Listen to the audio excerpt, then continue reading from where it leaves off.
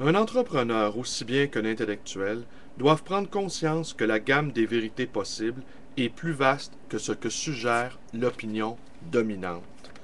Peter Thiel, fondateur de PayPal et premier actionnaire de Facebook.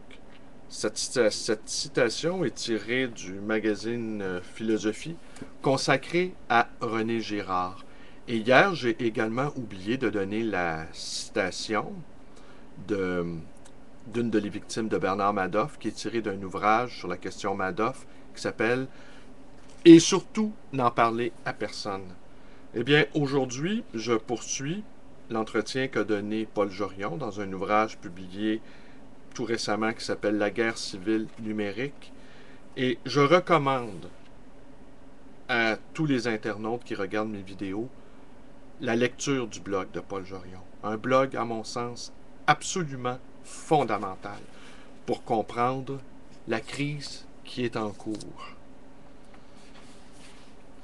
Vous utilisez le terme de situation pré-révolutionnaire. N'est-ce pas un peu fort tout de même? Les mots ne doivent jamais faire peur. C'est ce qu'ils évoquent qui peut faire peur. La question est seulement de savoir si l'on utilise le mot à bon escient, comme l'enseignait très justement le confucianisme. J'emprunte l'expression à Marx. Dans une situation pré-révolutionnaire, le consensus envers l'ordre existant a disparu. C'est ce que les sondages révèlent. C'est ce que révèlent aussi les élections. L'abstention est massive dans le monde occidental et la majorité de ceux qui votent émettent un vote de protestation. Ils ne votent pas pour des représentants spécifiques, ils votent élection après élection contre ceux qui étaient au pouvoir. L'usage du terme pré-révolutionnaire pour désigner la situation actuelle ne me semble donc pas particulièrement aventureux. Il est bien adapté pour comprendre les révolutions récentes en Tunisie et en Égypte et l'effervescence qui n'a pas encore abouti dans certains autres pays du Proche et du Moyen-Orient. On a vu des événements du même ordre qui n'ont pas débouché sur un changement de régime, et dans le cas de l'Iran par exemple. On l'a surtout vu en Chine, où l'utilisation des téléphones portables ou de réseaux sociaux de type Twitter a permis d'orchestrer des campagnes contre des situations scandaleuses de quasi-esclavage dans des carrières et des briqueteries. J'ajoute que les effets de contagion possibles entre les situations en Tunisie et en Égypte et celles des pays occidentaux, y compris la France, ont été très visibles. Quand Mme Alliot-Marie dit à l'Assemblée nationale qu'il faut aider Ben Ali à mater les foules révoltées, on ne comprend pas au début pourquoi elle dit cela. On découvre un peu plus tard la proximité de Mme Alliot-Marie et de son père avec Ben Ali ou avec la famille de sa femme, les Trabelsi. Or, Mme Alliot-Marie tarde à démissionner. Ces événements démontrent l'existence de solidarités de caste, indépendamment des nationalités, et ces solidarités dessinent du coup les lignes d'une contagion révolutionnaire éventuelle. Pour mémoire, rappelons simplement que la réaction des dirigeants de la ferme SNC-Lavalin sur la révolution en Libye ont été particulièrement révélateurs. Ils s'en désolaient.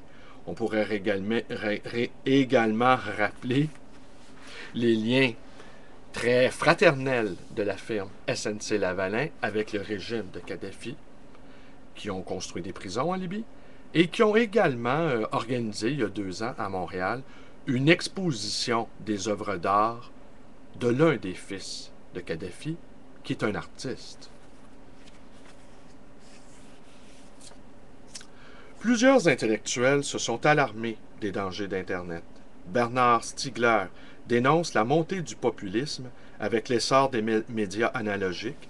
Paul Virilio, quant à lui, se réfère à l'un des fondateurs de la cybernétique, Norbert Wiener, pour affirmer qu'il y a un risque de contrôle totalitaire des populations. Qu'en pensez-vous? Ce danger existe bien sûr. Bon nombre de nos conversations téléphoniques, de nos messages électroniques, sinon tous, sont écoutés et analysés. Dans les grosses entreprises, les patrons peuvent surveiller grâce à des logiciels tout ce qui se passe sur les écrans de leurs employés. La National Security Agency américaine, je l'ai dit, s'efforce de connaître tout ce que nous communiquons. Bien sûr, les personnels de cette agence ne peuvent pas tout lire les messages intégralement, mais ils disposent de logiciels qui analysent les contenus des messages par mots-clés. Il existe des techniques statistiques, dites de data mining, qui permettent d'identifier non seulement des occurrences de mots, mais aussi, comme nous l'avons vu tout à l'heure, des réseaux de personnes. Le contrôle augmente sans cesse, mais aussi les techniques pour déjouer ces contrôles. De toute façon, le bruit généralisé sur le web fait qu'on ne peut pas tout contrôler.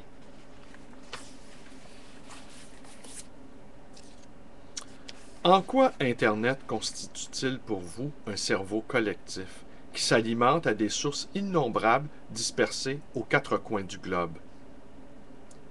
Si je décide de faire une carrière universitaire, de longues années s'écouleront avant que je ne puisse créer mon propre centre de recherche.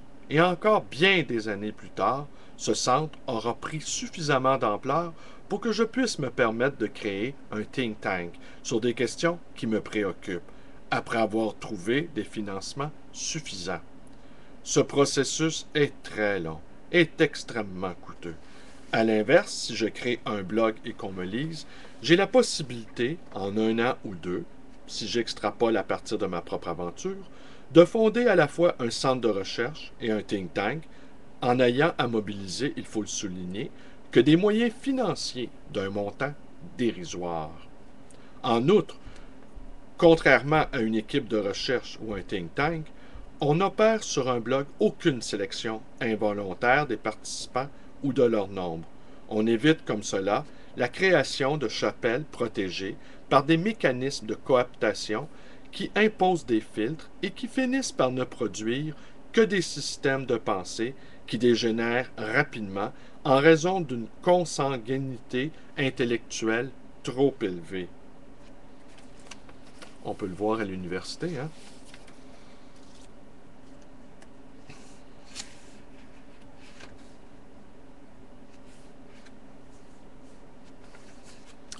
La liberté d'expression des blogueurs peut inquiéter.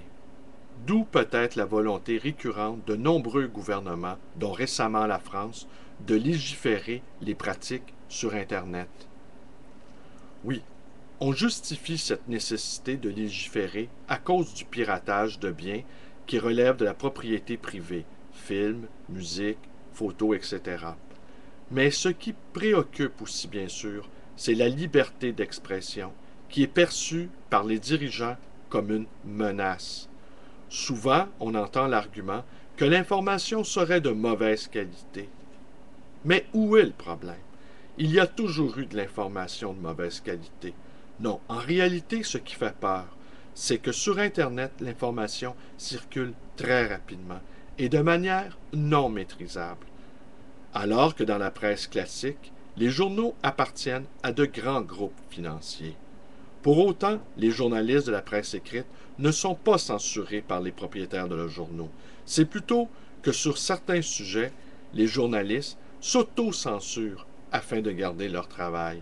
Sur les blogs, il n'y a pas de censure de cet ordre-là. Ben voilà, j'espère vous avoir invité à aller lire le blog de Paul Jorion.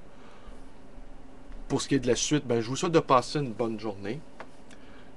Si mes vidéos vous plaisent, de vous abonner à ma chaîne YouTube, Blalonde 100, à y laisser vos commentaires, à venir me rejoindre sur ma page Facebook, à venir me rejoindre également en chair et en os à ma librairie, le livre Voyageur à Côte-des-Neiges, près de l'Oratoire Saint-Joseph, et même à me téléphoner, si vous en avez envie, pour discuter de Paul Jorion, au 514-736-0999.